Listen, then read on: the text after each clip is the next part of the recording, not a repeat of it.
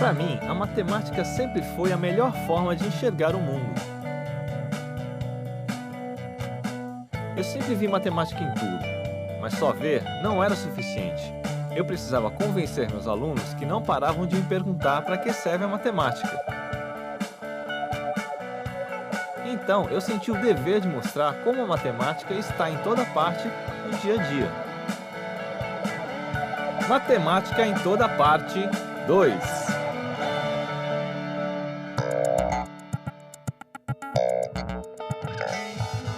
Todo dia, a gente se comunica com muitas pessoas usando diversos meios de comunicação.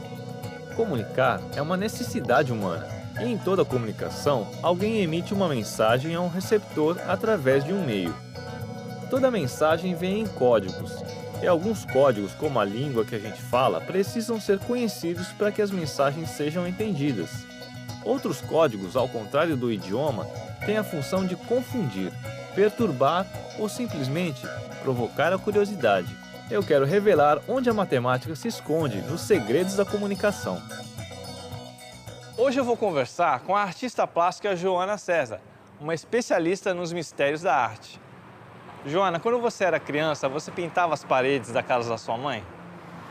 Não, Léo. Minha mãe, apesar de me incentivar muito a pintura, porque era uma artista, então eu tinha acesso aos materiais, à tinta, às paredes, eu não pintava.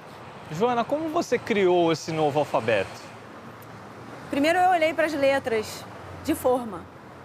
E aí, a partir das letras de forma, eu comecei a quebrar as letras. Cada letra está dentro da própria letra.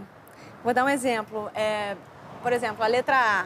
Eu posso pegar a letra A, que é assim, que tem um tracinho aqui, eu posso tirar esse tracinho daqui e botar do lado de fora.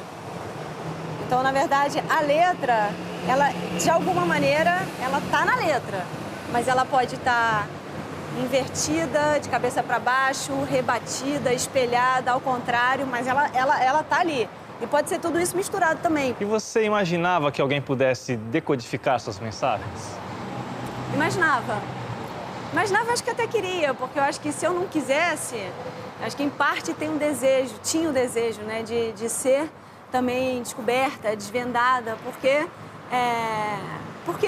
ir pra rua, né?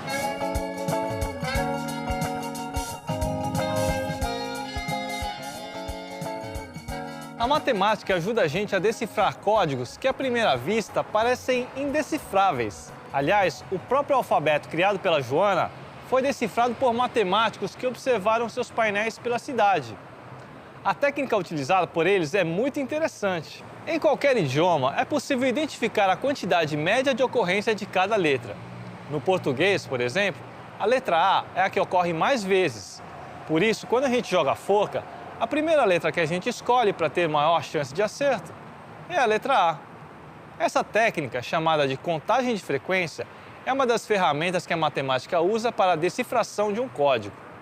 No caso do trabalho da Joana, os matemáticos imaginaram que ela é brasileira. Logo, imaginaram também que ela deveria ter desenvolvido seu alfabeto a partir da relação com o alfabeto da língua portuguesa. Além disso, eles partiram da suposição de que ela criasse seus textos em português para depois traduzi-los para o seu alfabeto particular. Depois eles fizeram a contagem de frequência do alfabeto da artista e compararam essa frequência com as do alfabeto da língua portuguesa. Encontrando as relações de um alfabeto com o outro, foi possível substituir os caracteres da Joana por letras. Estava decifrado assim o código da artista. E não é de hoje que a matemática ajuda o ser humano a se comunicar.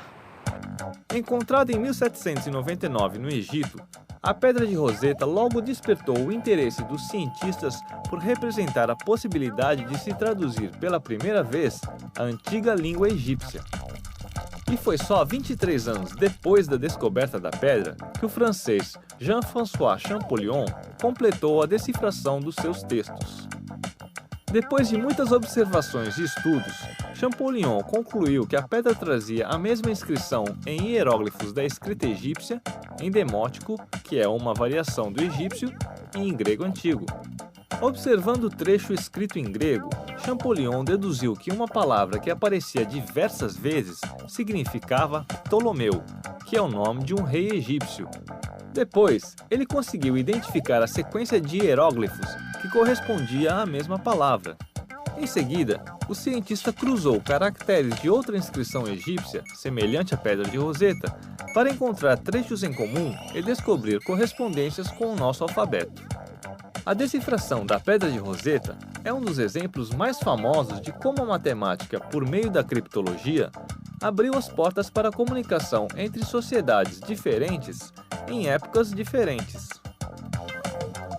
Desde que o ser humano pintava as paredes do Egito para se comunicar com outros seres humanos, muita coisa mudou e a comunicação ganhou muitas outras formas. A gente não deixou de pintar as paredes, mas aprendeu a emitir mensagens através de uma grande variedade de meios e códigos. Com o avanço tecnológico, boa parte dessa comunicação migrou para os computadores, onde o ser humano segue superando barreiras para se comunicar através de máquinas.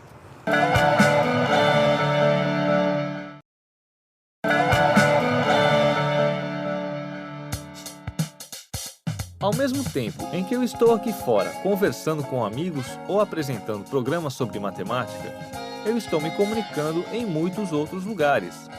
Eu estou comunicando quando faço uma movimentação no site do meu banco, quando posto uma foto numa rede social ou quando envio um e-mail.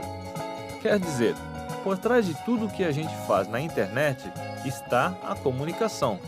Por trás de toda essa comunicação está uma série de conhecimentos matemáticos que modelam as linguagens da computação. E é a matemática por trás da comunicação digital que eu vou investigar agora. Hoje eu vou conversar com o blogueiro Diego, um cara que tem duas vidas, uma aqui e a outra dentro do computador. Diego, você se considera um nerd? Sim, eu acho que não tem como fugir muito disso, visto que eu passo quase que o dia inteiro no computador. Quando você percebeu que blogar poderia virar uma profissão?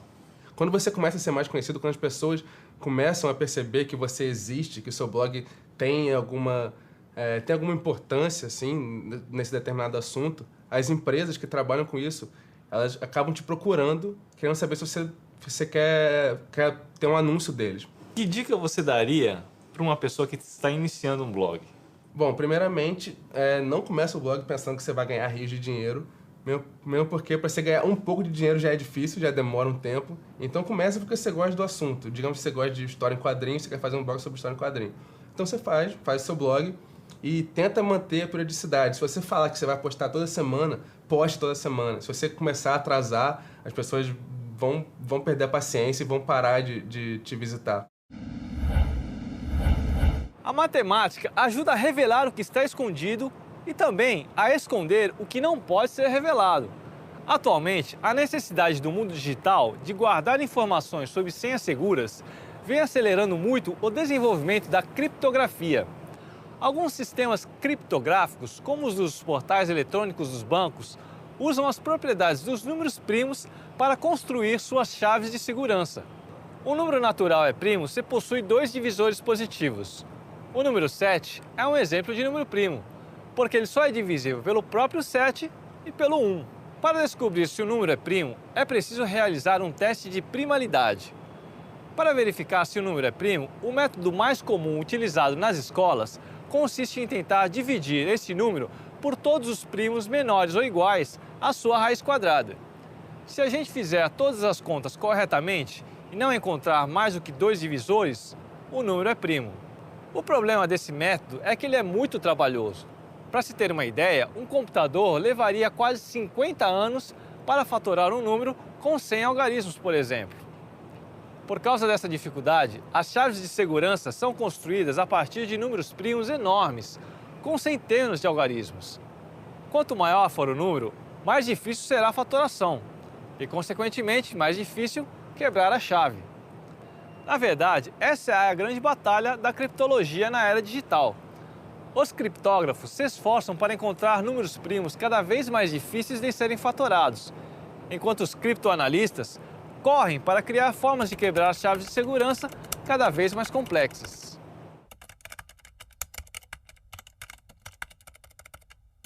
Enquanto a criação de chaves de segurança supercomplexas segue sendo assunto para os especialistas, a gente no dia a dia também precisa se preocupar em criar senhas seguras para as nossas operações na internet. Nesse caso, a matemática também pode ajudar. As senhas que a gente usa diariamente na internet são chaves relativamente simples, mas até nesses casos, a gente pode usar a matemática para garantir a segurança. Numa senha de 5 caracteres, por exemplo, se eu escolho só números, tenho 100.000 alternativas. Se você escolhe apenas letras, as alternativas sobem para quase 12 milhões. Mas se você misturar todas as letras, números e sinais do teclado do computador, serão nada menos que 8 bilhões de possibilidades. Ou seja, seria mais fácil ganhar 100 vezes na loteria do que descobrir sua senha de 5 caracteres.